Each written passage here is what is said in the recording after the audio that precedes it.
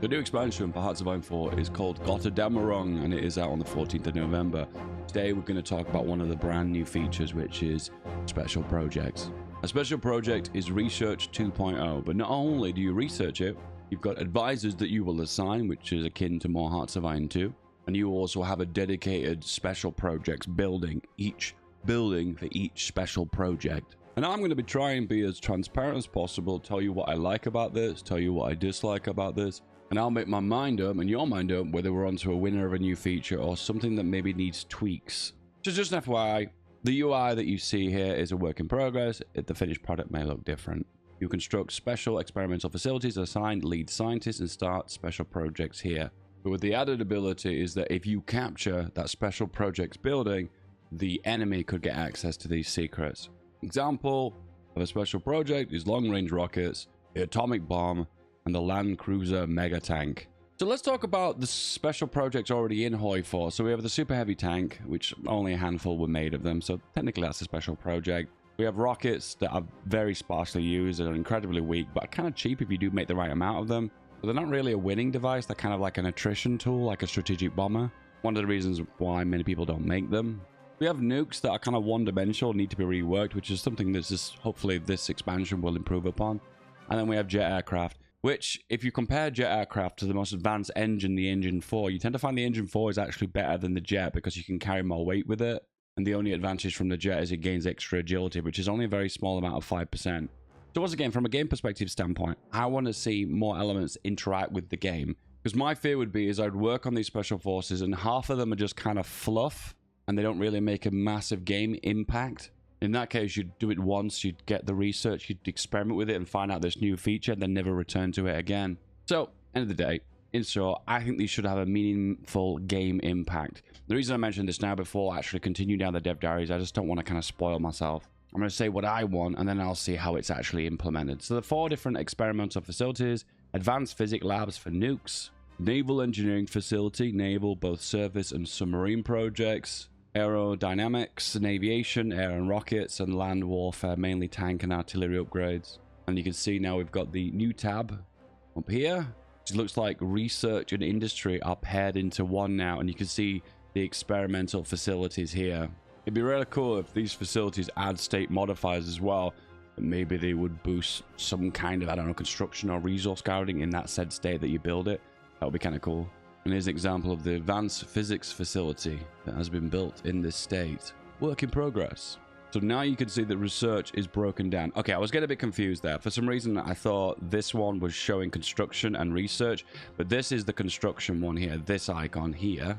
And now we have the combined regular research and experimental facilities. It's kind of strange they've used a factory to represent experimental facilities. I guess you could close your mind and imagine this is like a nuclear power plant. Anyway, here we go. So research slots and experimental facilities are split into 2, so they've not added a new tab. And it looks like this shows the projects that you're currently working on and the breakthroughs as you move further right from there. So it kind of looks like you build the facility, you select the project, the special project you would like, then you assign a scientist, and then over time it's grinding in the back end, working on that said breakthrough. And then you get a pop-up to say that breakthrough has been made. So this gentleman is working on a naval engineering facility, provides 0.4% breakthrough progress. This is represented by this, I presume. And 2% technology sharing bonus for naval engineering. So when he gets the breakthrough, that's the bonus you get. A 2% bonus for research for naval engineering. I don't know what naval engineering is. Is that naval research? Okay, let's dig deeper. Breakthroughs can be earned in 2 ways. The fastest and most efficient way is by researching related technologies. This will generate progress towards a breakthrough in the field. For example, researching irregular aircraft technologies will generate progress towards that breakthrough. Fair enough. So it looks like research now is being categorized based on probably one of these 4 categories. Once you've gotten the breakthrough, you can use it to start a special project. So, okay, so you build the facility, you assign the lead scientist, you get your first breakthrough, then you can assign the project, I'm presuming. Some projects are more advanced and require you to have more than one breakthrough in order to start working on them.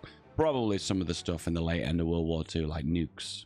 There is another, less slower way to generate breakthroughs, and you attach a scientist to an experimental facility with no active project in it.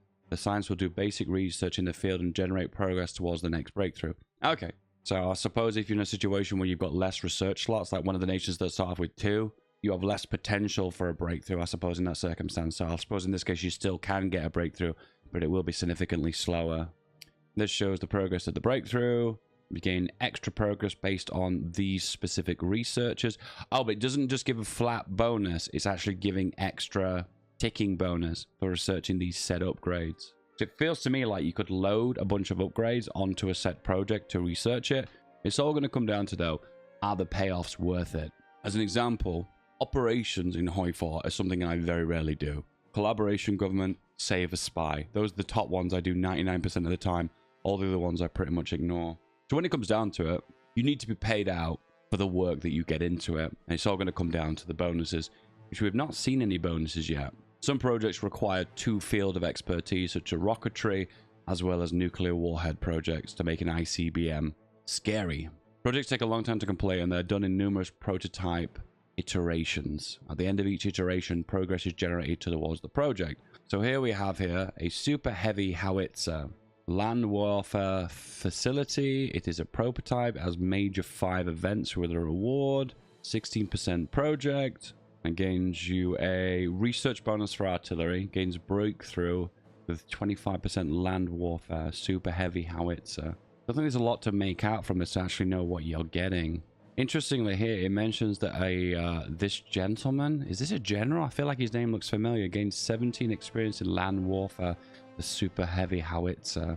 So it looks like we might have a new type of artillery, guys. Will this be a support company? Will this be a battalion? I'm not sure.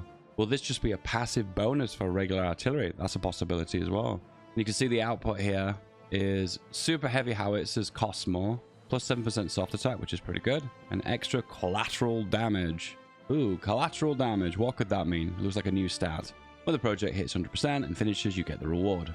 Certain projects will give extra bonuses. So for instance, when you do the nuclear tech, you will not only gain the ability to build a nuclear reactor, but also the reactor for the special project will become a reactor as well. That's kind of cool. Assuming there is space for it. Interesting.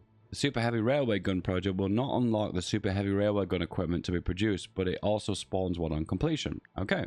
Some experiments like the bouncing bone only unlock a new module for airplanes, but the module itself unlocks the special dam bust air raid that allows you to destroy enemy dams, disrupting the industry and strategic movement in the affected state. This one kind of feels like a bit like a gimmick. I don't feel too sold on this one. I think that's one of the issues in Hoi 4 with strategic bombing, full stop. It kind of feels like it is a tool not to win the war, but just a tool to grind attrition. But attrition isn't really rewarded very fair in Hoi 4. The enemy loses war support and stability up to a certain point, but you can never really destroy an enemy through attrition like you kind of did in World War II, for instance, with, I don't know, the Japanese or the Germans, I guess. It's one of the reasons why I quite like nukes, because not only can you use it as an attrition destroying thing, lose stability, war support, damage factories, damage infrastructure, which is really good, but you can also nuke divisions, which do a lot of damage to the front line. So you can use them, well, strategically, depending on where the most applicable. In most cases, when you find a big stack of 20 divisions for the AI and drop a nuke on it, you're like, yeah, that did some damage. We'll talk about dam busting and dams in future dev diaries. Capturing facilities. Additionally, you'll gain extra breakthroughs by capturing enemy facilities. Kind of goes without saying. We have different scientists here, depending on the skill levels, expertise. Looks like they've got traits as well. And you can see this one has experimental rockets, which consume some aluminium and some steel, which is interesting. It's interesting to have resources as, well, the resource to go for these projects, which is also good. Oh, what do we have here? This icon is a helicopter expert. He's, however, not very good with rockets. He is good with helicopters. And there was an experimental helicopter that was invented near the end of World War II. And I'm presuming that's where we're working towards. Here's an example of some projects you could go for. So we have the cruiser submarine, the midget submarine, which now will be available to all countries. You just have to research it. Presuming countries that did use them, for instance, the midget submarine for Italy, they could get them easier with their focus tree, for instance. All nations have access to it now. We have air defense propulsion. It's like a naval one, and also something tiles. And we have a new button for Navy. We have underway replenishment. This does look like a very slight rework to the way Navy works. So it looks like you need convoys now to move to a Navy at sea to replenish the fuel. Convoys will come to the task force while underway to refill their tanks. When enabled, the range of the task force is increased by 42% at the cost of a number of convoys. Oh, I get it now. Right. So this isn't delivering fuel. This is a way of using combos as a resource to get extra range for your ships. Wow, that's actually really good. I like that. This will increase the cost 42%. Is this 42% more range or 42% more convoys? Regardless, this is actually kind of cool.